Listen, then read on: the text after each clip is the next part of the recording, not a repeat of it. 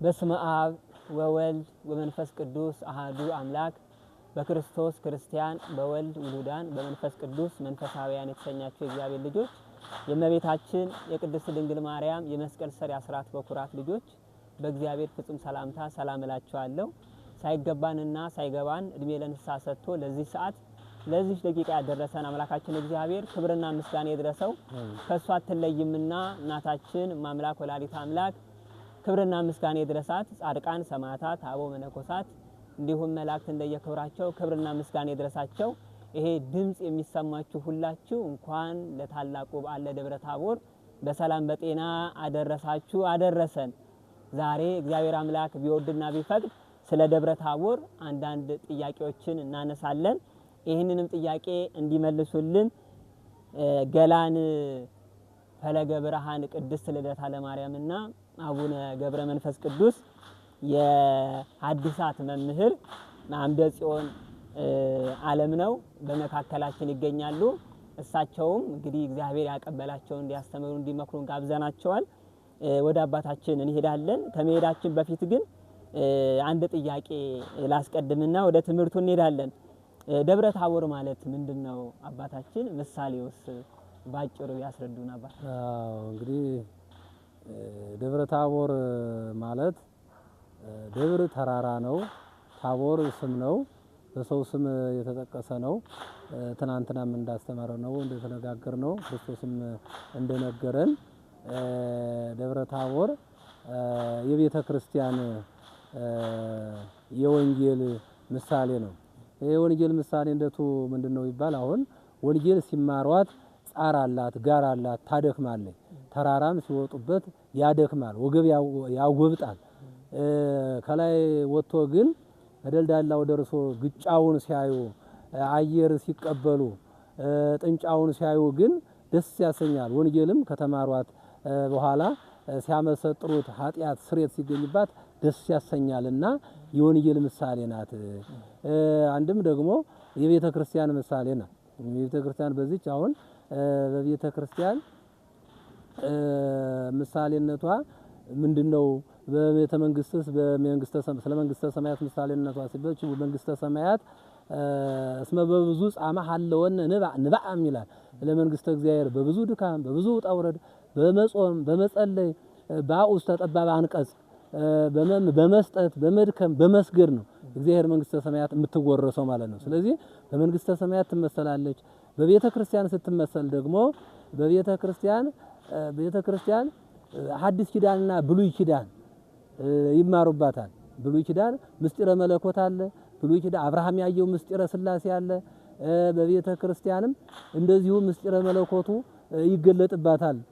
ዘወትር ብሉያቱም ሐዲሳቱም የሚነበብባት ስለሆነ የብሉይ ኪዳን ደቀ መዛሙርትም የሐዲስ ኪዳን ደቀ መዛሙርትም ተገኝተዋል ማለት ነውና ሁለተኛ እቺ መንግስተ ሰማያት ለመንግስተ ሰማያት ስትመሰል እቺ ደብረ ታቦር አምዶች የተባሉ ሐዋርያት ከሐዋርያትም ጴጥሮስ፣ ያዕቆብ፣ ዮሐንስ እነዚህን በዚያ ሁለቱንም ማገናኘቱ ጌታ ሁለቱም በአዲስ ኪዳን ያሉትን ፍጥረታት በብሉይ ኪዳን ያሉትን ፍጥረታት እነሆ መንግስቱን እንደሚወርሱ በደብረ ታቦር እነዚያን ወክለው በብሉይ ኪዳን ያሉት እነዚህ ሙሴና ኤልያስን በአዲስ ኪዳን ያሉት ጴጥሮስን፣ ያዕቆብን፣ ዮሐንስን ይወክላሉ።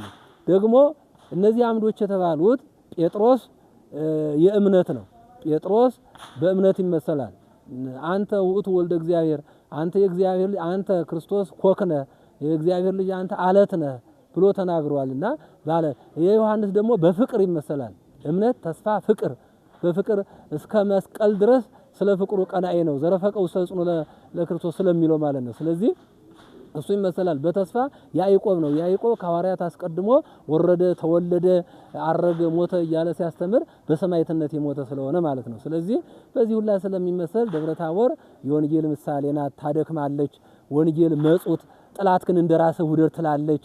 እንደዚህ ጥላቱን እንደራሱ ሲወድ ነው መቼም ሰው ለንስሐ ገባ የሚባለው ማለትና የመንግስተ ሰማያት ምሳሌ ናት ማለት ነው ደብረ ታቦር። እሺ አባታችን ቃለ ሕይወት ያሰማልን። ወደ ሁለተኛው ጥያቄ ሲሄድ ከሶስቱ ሚስጥራት ሐዋርያት መካከል አንዱ ቅዱስ ጴጥሮስ የተናገረው ቃል አለ አባታችንና ያም ቃል ምንድነው? ይሄንም ቃል የተናገረው ሐዋርያው ቅዱስ ጴጥሮስ ነው።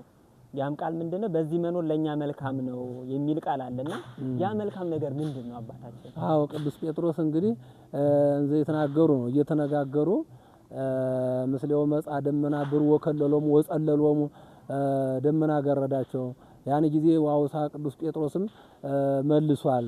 ይሄ ሲሆን በዚህ በደብረ ታቦር ምስጢረ መለኮቱን በዚህ ባለንበት አደለከ ወአደለ ሙሴ ወአደለ ኤልያስ ለኤልያስ አንድ ሰቀላ ለሙሴ አንድ ሰቀላ ላንተ አንድ ሰቀላ ሰርተን በዚህ ለኛ መኖር መልካም ነው። ድምጽህን እየሰማን ቃልህን እየሰማን በዚህ ለኛ መልካም ነው። ቃሉን እየሰሙ ድምጹን እያደመጡ ባህሪ መለኮት እያመሰገኑ ሀዩ ከመመላእክት እኮ ነው። እንደ መላእክት ሆነን አንተ ብንሞት እያነሳን ብንታመም እየፈወስከን ብንራብ እያበላህን በዚህ ለኛ መልካም ነው። ሙሴ ደመና እየጋረደ መና እያወረደ ባህር እየከፈለ ኤልያስ ዝናብ እያዘነበ ሰማይን እየለጎመ ታምራትን እያደረገ ዝናብ እንዲዘንብ በጸሎቱ እየተማለለ በዚህ በእኛ አንተን እያመሰገን ካንተ ጋራ ያንተን ጌትነትን ክብርህን እየመሰከርን በዚህ በእኛ ለኛ መኖር ነው የተባለውን ደግሞ በዚያ ለኛ መኖር ጌታ ይዟቸው እንዲወርድ የተደረገው ባይወርድ ባይሰቀል ደሙን ባያፈስ ለዓለሙ ሁሉ ድነት አይሆንም አይደረግም ነበርና ጌታ ኢየሱስ ክርስቶስ እንዲሄዱ ለሐዋርያትም በእግረ ደብረ ላሉት እንዲገለጥ አደረገ ማለት ነውና ከዚህ የተነሳ ጌታ በዚያ መኖሩን ሳይሰቀል ካሳ ሳይከፈል የሰው ልጅ ወልደ እጓለ እመሕያው ክርስቶስ ሳይሞት ስጋው ሳይቆረስ ደሙ ሳይፈስ ድነት ስለማይሆን በዚህ መኖር አያስፈልግም እንወርዳለን አለ ጌታ ነው። አይዛብ በዚያ አይሁድ እያዩት በዚያ በሰፈር ምስጢሩ ተገልጦ ቢሆን ኑሮ በደብረ ታቦር ያደረገው ምስጢር ዝሩ አፈሳ በሆነ ነበርና አንድም ደግሞ ባህሪ መለኮቱን ቢያዩት ካህናት አይሁድ ሰቃልያኖች ይፈሩት ነበር። ይሄማ መለኮት ነው ብለው መለኮት ነው ብለው አይሰቅሉትም። ታልተሰቀለ ደግሞ የነቢያት ትንቢት አይፈጽምማ። ወዋ እግዚእነ ኢየሱስ ክርስቶስ ተኩል ጸዋተ መከራ እንተባቲያ መከረነ ነሳ ደዌነ ወጾረነ ሕማመነ የሚለው ቃል ደዌያችን መከራችን ተሸከመ ስለኛ ቆሰለ። ከዚያ ተራራ ባይወርድ አይቆስልማ። ስለዚህ ያ ሁላ የነቢያት ትንቢት ይፈጸም ዘንድ ጌታ ኢየሱስ ክርስቶስ ከዚያ ከሰቀላው ከደብረ ታቦር ተራራ ወርዷል ማለት ነው። እሺ ቃልዎት ያሰማልን አባታችን። ይሄንን ቃል እግዚአብሔር በያላችሁበት ሆናችሁ የምትመለከቱ ኦርቶዶክሳውያን በሙሉ በድጋሚ እንኳን ለደብረ ታቦር በዓል በሰላም በጤና አደረሳችሁ እያልን በዓሉ የሰላም የፍቅር እንዲሆን እንመኛለን። አባታችን ጊዜዎትን መስዋዕት አድርገው ጥሪያችንን ተቀብለው መጥተው ድንቅ የሆነ ቃል እግዚአብሔር ስላስተማሩን ቃልዎት ያሰማልን፣ ቃልዎት ያሰማልን። እግዚአብሔር አምላክ ይጠብቅልን፣ አስበምራን ያድልልን። እናመሰግናለን አባታችን። አሜን አሜን አሜን። የፍቅር አምላክ ፍቅሩን፣ የሰላም አምላክ ሰላሙን፣ የቸርነት አምላክ ቸርነቱን ለሁላችን ያድለን። እናንተንም ሚዲያችሁን ስራችሁን ሁሉ እግዚአብሔር ያከናውንላችሁ። ያው እንደዚህ በሰለጠነው መንገድ ለሕዝበ ክርስቲያኑ መድረስ ቃሉን ማሰማት ጥሩ ነው። እግዚአብሔር ይግለጽልን፣ በዓሉን የሰላም ያደርግልን፣ የአንድነት ያደርግልን፣ ጸጋውን ያብዛላችሁ እግዚአብሔር። አሜን። እግዚአብሔር ይስጥልን።